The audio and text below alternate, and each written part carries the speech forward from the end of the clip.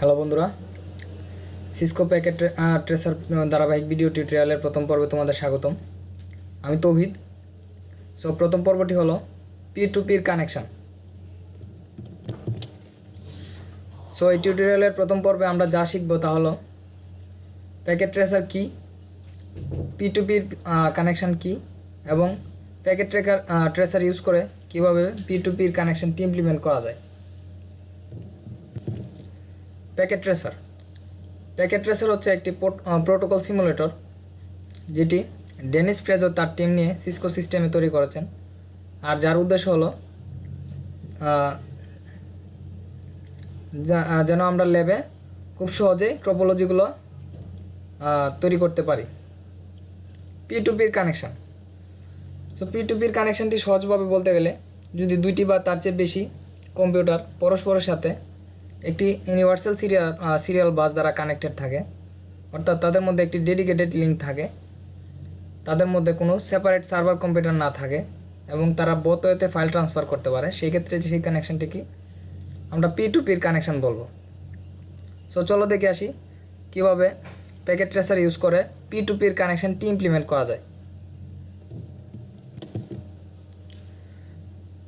So আমার পিসিতে already packet tracer সফটওয়্যারটি ইনস্টল করা রয়েছে।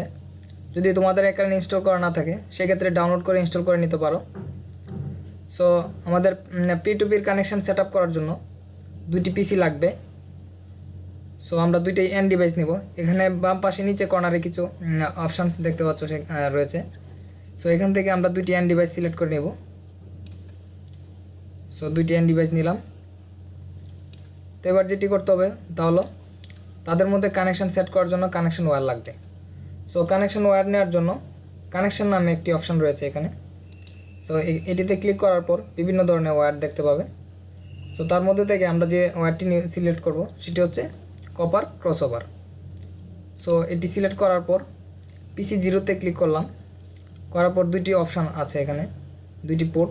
এর মধ্যে আমরা ফার্স্ট ইথারনেট যে পোর্টটি আছে ওই পোর্টটি সিলেক্ট করব। দেন পিসি ওয়ানে সেমভাবে ফার্স্ট ইথারনেট। সো কানেক্ট হয়ে গেল।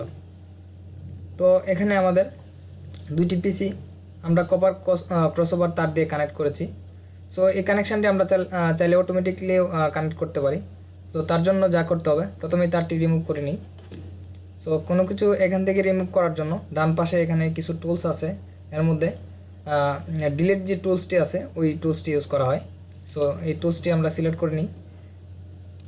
So delete. তো আবার অটোমেটিকলি কানেকশানটি সেট আপ করার জন্য কানেকশানে গিয়ে অটোমেটিকলি চুজ কানেকশান টাইপে সিলেক্ট করতে হবে। তো সিলেক্ট করলাম পিসি জিরো পিসি ওয়ান। সো সিম্পল, কানেক্ট হয়ে গিয়েছে। তো এবার দেখা যাক পিসি জিরো থেকে পিসি ওয়ানে মেসেজ পাঠানো যায় কিনা। সো আগের মতোই ডান পাশের টুল থেকে এখানে মেসেজের একটি টুল আছে, এই টুলটি সিলেক্ট করে নিলাম। সো পিসি জিরো পিসি ওয়ান। সো এখানে একটি প্রবলেম দেখাচ্ছে, যার কারণ হলো আইপি কনফিগার করা হয়নি। সো আইপি কনফিগার করার জন্য যা করতে হবে, প্রথমে যে কোনো পিসি দিয়ে শুরু করা যায়। পিসি জিরোতে আমরা শুরু করি। সো ক্লিক করার পর এরকম একটি উইন্ডো আসবে। সো আমরা 3 নাম্বার অপশানে যাব, ডেস্কটপ। তো ডেস্কটপের মধ্যে আরও এখানে কিছু অপশান রয়েছে, যার মধ্যে আইপি কনফিগারেশন প্রথম অপশানটিতে আমরা যাব। তো আমরা স্ট্যাটিক একটি আইপি ইউজ করব। তবে একটি বিষয় খেয়াল রাখতে হবে যেন দুইটি পিসিতেই সেম নেটওয়ার্কের আইপি থাকে। সেক্ষেত্রে আমরা একটি আইপি ইউজ করলাম, যেটি হলো 192.168.0.1। সো এটি একটি সি ক্লাসের আইপি। সো এটির জন্য সাবনেট মাস্কটি হলো 255.255.255.0। সো এখানে ক্লিক করার পর এটি অটোমেটিক নিয়ে নেবে। সো এই আইপিটি যেহেতু আমরা সেকেন্ড পিসিতে বসাবো, কপি করে নিলাম আমাদের সুবিধার জন্য। তো সেকেন্ড পিসিতে আসলাম, ডেস্কটপ আইপি কনফিগ। সো এখানে পেস্ট। যেহেতু এই সেম আইপিটা আমরা ফার্স্ট পিসিতে ইউজ করেছি, সো এটি ইউজ করা যাবে না। সো আমাদের অন্য একটি ডিফারেন্ট আইপি ইউজ করতে হবে। সো এক্ষেত্রে আমরা 2 ইউজ করলাম। তোমরা চাইলে অন্য আইপি ইউজ করতে পারো। সো সাবনেট মাস্কটি আবার বসালাম। তো আইপি কনফিগার করা হয়ে গেছে। তো চলো দেখা যাক মেসেজ পাঠানো যায় কিনা। সো PC1 থেকে PC0-তে মেসেজ পাঠানোর জন্য সো মেসেজটি সাকসেসফুলভাবে সেন্ড হয়েছে। এখানে একটা সাকসেসফুল মেসেজ দেখতে পাচ্ছ। সোর্স আর ডেস্টিনেশন হচ্ছে সোর্স PC1, ডেস্টিনেশন PC0। তার মানে PC0 থেকে PC1 থেকে PC0-তে মেসেজটি সাকসেসফুলভাবে সেন্ড হয়েছে।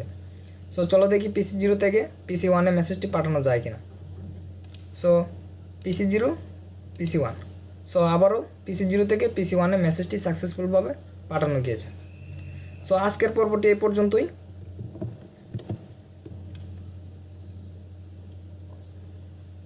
যদি তোমাদের আজকের পর্বটি ভালো লেগে থাকে সেক্ষেত্রে কমেন্টস করে জানাতে পারো, বা কোনো মন্তব্য থেকে থাকে তাহলে কমেন্টস করতে পারো। পরবর্তী পর্বে আমরা যা শিখব তা হলো প্যাকেট ট্রেসার দিয়ে কীভাবে বিভিন্ন ধরনের ট্রোপোলজিগুলো ইমপ্লিমেন্ট করা যায়, বা ট্রোপোলজিগুলো আসলে কীভাবে কাজ করে সেগুলাই আমরা দেখব পরবর্তী পর্বে। তো সবাই ভালো থাকো, ধন্যবাদ।